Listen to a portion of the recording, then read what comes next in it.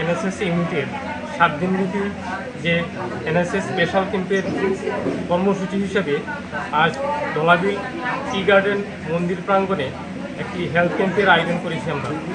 এই হেলথ ক্যাম্পে আমরা health screening, health check up, free medicine সহ আমরা একটা মিষ্টির প্যাকেটও তুলে দিচ্ছি প্রত্যেক সুস্থ রোগীদের কাছে।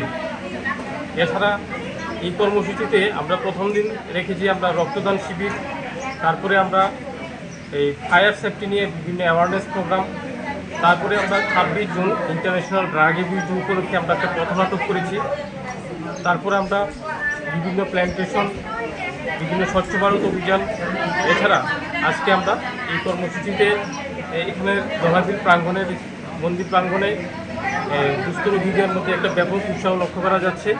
এখানে আমরা চেষ্টা করছি যথাসম্ভব রোগীদের বিভিন্ন ধরনের পরিষেবা দেওয়ার জন্য। নমস্কার। দেশের স্বাদের আনন্দ লংতরাই। রান্নায় তোমাকে চাই।